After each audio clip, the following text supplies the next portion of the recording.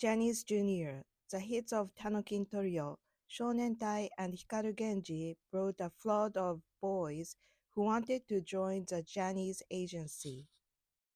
At its peak, the agency received 1.5 million applications. Trainees and trainees before their debut are called Janice Juniors. The way to become a Janice Junior is basically an audition. Most of the time, the applicant would apply on his own, but in those days, parents, siblings, and others around him would often apply without telling him. After the document screening, successful applicants will be notified of the audition date and time.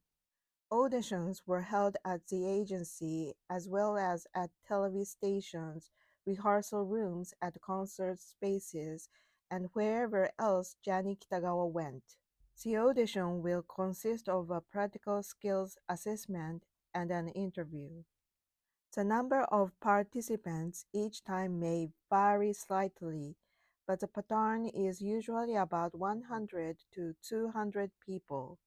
In the dance screening, where all participants dance to music in a large audition hall, everyone is subjected to the same screening regardless of whether or not they have dance experience.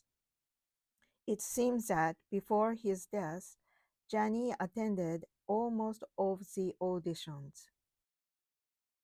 The reason will become clear later. Until now, this is no different than a regular audition.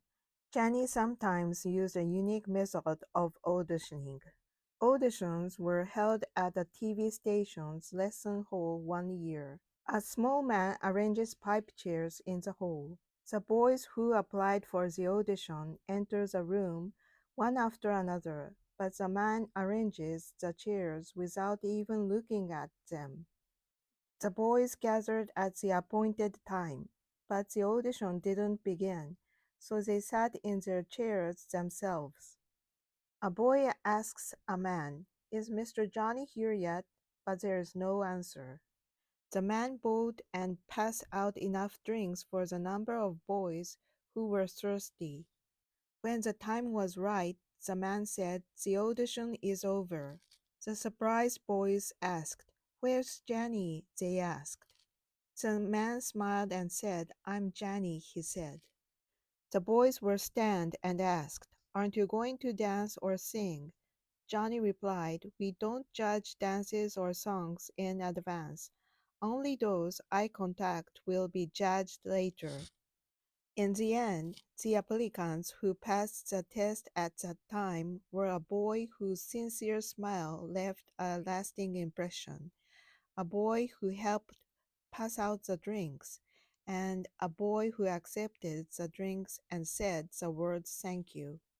He said that when he selects a boy, his first criterion is whether himself can accept the boy's whole personality, and that he selects a boy based on boy's smile, but mostly on first impression. Johnny was very clear about his choice of juniors, saying, "I only target boys I like, and I don't have feelings for boys I don't like, no matter how talented I feel they are." At first, he may have been trying to turn a boy who had found talent into a star. But as time goes by, he also chooses boys who only satisfy his sexual preference. Once hired as a junior, he would mainly take dance lessons and wait for Johnny to tell him what to do. There is no lesson fee. At the time, there was no formal contract between Junior and the agency, and even if he appeared in a drama, the agency would only give him a small paycheck. When he debuted, he was given a contract, but it was almost like a slave contract, and the pay was cheap. Still, many resumes of boys were sent to the agency each week. Even the paperwork screening seemed to be done almost entirely by Johnny himself. In fact, Junior witnessed that many resumes were left at Jenny's house. Due to the mismanagement of the juniors' paperwork by the agency, there is apparently little record of their enrollment at that time. The agency and the survivor have differing opinions over enrollment. 8 Clock J is a variety show that has been broadcast since 1998 featuring Janice Jr. The program also included an audition for Janice Jr., and some of them entered the agency from this program. The program began, more applicants rushed in from all over the country. Those who came from the program later debuted as Taki and Tsubasa, Arashi, News, and Kanjani 8 and became successful. It was seen as a gateway show to becoming an idol. Even though Janice Jr. had not yet debuted, they had fans who were eagerly awaiting their debut. Janice Agency provided dormitories called training camps for its talent and junior. In addition to Harajuku, they were standing in a prime location in Tokyo, such as Roppongi and Nishiazabu. All the juniors want to go to the camp, which was luxuries like a hotel with TV, VCR, and computer games, which were rare in those days. But the camp isn't allowed in or out without Johnny's permission.